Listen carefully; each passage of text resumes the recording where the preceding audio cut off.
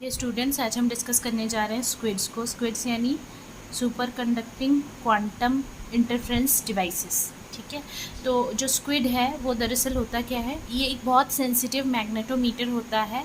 इसकी मदद से हम बहुत ही हल्के जो मैग्नेटिक फील्ड हैं जो कि बेस्ड होते हैं सुपर कंडक्टिंग लूप्स पे, जिनमें कि जोसेफ्सन जंक्शन होता है, उसको मेजर कर सकते हैं। दो टाइप्स होते हैं इसके, डीसी और आरएफ। आरएफ जो है वो एक ही जोसेफ्सन जंक्शन के साथ वर्क कर सकता है। डीसी स्क्विड की बात करते हैं तो यहाँ पर आप देख सकते हैं कि जो करंट है यहाँ से एंटर कर रहा है करंट आई, और ये दो भाग में बट जाता है, दो पाथ में बट जाता है, आई ए और आई बी। ठीक है, जो बैरियर है दोनों ही पाथ पे, ये बैरियर आपको दिख रहे हैं, ये जोसेफ्सन जंक्शन है जो कि टुगेदर सेपरेट करते हैं दो रीजियन को, दो सुपर कंडक्टिंग रीजियन को ये सेपरेट कर रहे हैं। ठीक है, फाई जो है यहाँ पर ये मैग्नेटिक फ्लक्स है जो कि घेर कर रखा हुआ है, जिसने कि डीसी स्क्विड लूप को। ठीक है, जो डीसी स्क्विड है इसमें आप देख सकते हो दो जोसेफ्सन जंक्शन जो हैं ये दोनों पैरेलल हैं सुपर कंडक्टिंग लूप में।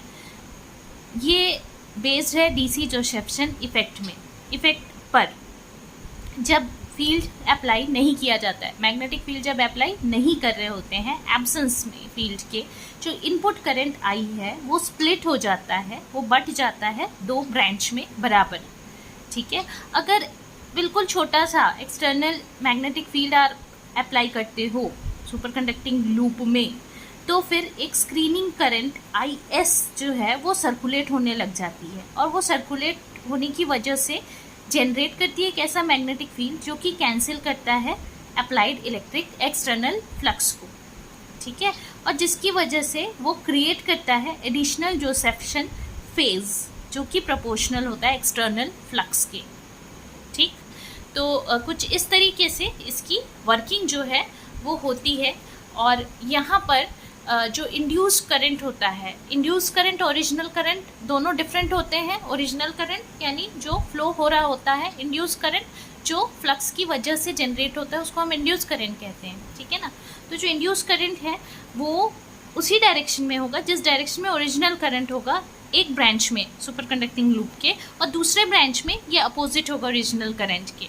तो जो टोटल करंट है वो 1/2 I/2 प्लस आई एस एक ब्रांच में होगा, और दूसरे में I/2 minus I S direction की वजह से।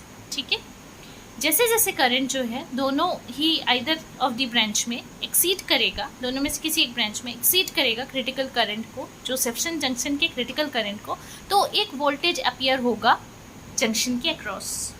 मान के चलें कि जो एक्सटर्नल फ्लक्स है वो अचानक से बढ़ा दी जाती है जब तक कि वो एक्सीड नहीं करता है φ0/2 यानी half of the magnetic flux quantum को। तो क्योंकि जो फ्लक्स एनक्लोज किया गया है सुपर कंडक्टिंग लूप के द्वारा वो एक इंटीजर होना चाहिए, तो number of flux quanta instead of integer number of flux quanta instead of screening the flux, तो स्क्विड जो है अब वो एनर्जेटिकली प्रिफर क्या करेगा, इंक्रीज होना चाहेगा, prefer to increase it to φ0 में। तो जो करंट है अब वो अपोजिट डायरेक्शन में फ्लो होने लग जाएगा, और वो अपोज करेगा डिफरेंस बिटवीन जो एडमिटेड फ्लक्स है φ0 और जो एक्सटर्नल फील्ड है जो कि जस्ट φ0/2 से थोड़ा सा ज़्यादा है, उसको अपोज करने लग जाएगा। जैसे एक्सटर्नल फील्ड बढ़ेगा करंट डिक्रीज होगा, जब फ्लक्स की वैल्यू φ0 हो जाएगी तो करंट आपका ऑब्वियसली ज़ीरो हो जाएगा। जब फील्ड एक्सटर्नल फील्ड फिर से बढ़ेगा तो करंट फ्लो होगा, लेकिन अब की बार वो रिवर्स डायरेक्शन में फ्लो होने लग जाएगा। तो जो करंट है वो बार बार अपना डायरेक्शन पीरियोडिकली चेंज करेगा हर बार जब जब फ्लक्स बढ़ेगा, क्योंकि उसमें 1/2 एडिशन हो जाएगा इंटीजर मल्टीपल ऑफ φ0 का।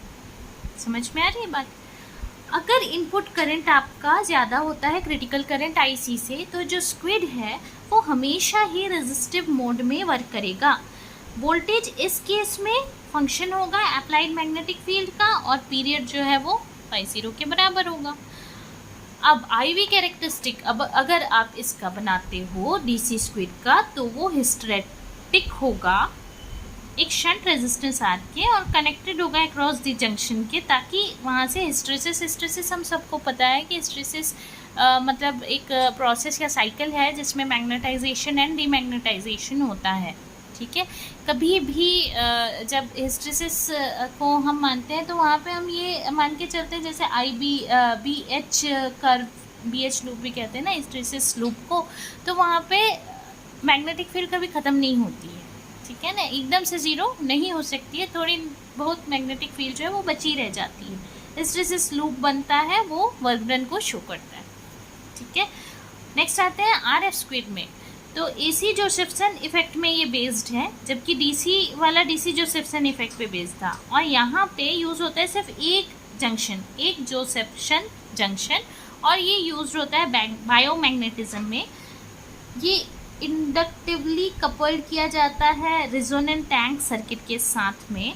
Depending on external magnetic field, जैसे ही स्क्विड ऑपरेट करता है रेजिस्टिव मोड में, तो जो इफेक्टिव इंडक्टेंस है आपके टैंक सर्किट का वो चेंज होता है, जिसकी वजह से रेजोनेंट फ्रीक्वेंसी चेंज हो जाती है टैंक सर्किट की। ये फ्रीक्वेंसी मेजरमेंट जो है इसको आप आसानी से ले सकते हैं, और जो लॉस है जो आपका अपीयर होता है वोल्टेज के फॉर्म पे लोड रेजिस्टेंस के अक्रॉस, वो पीरियोडिक फंक्शन होगा अप्लाइड फ्लक्स के, और उसका पीरियड यहाँ पे होगा फाई 0 के बराबर।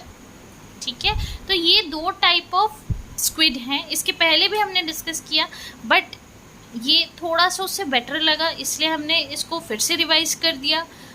आपको जो चीज़ समझ में आती है, जो कंसेप्ट समझ में आता है, आप उस हिसाब से लिख सकते हैं। ठीक है, तो आज के लिए इतना ही। अगर आपको ये वीडियो पसंद आया तो शेयर, लाइक, सब्सक्राइब करना ना भूलें। कोई डाउट होने से कमेंट सेक्शन में ज़रूर पूछ सकते हैं। Thank you.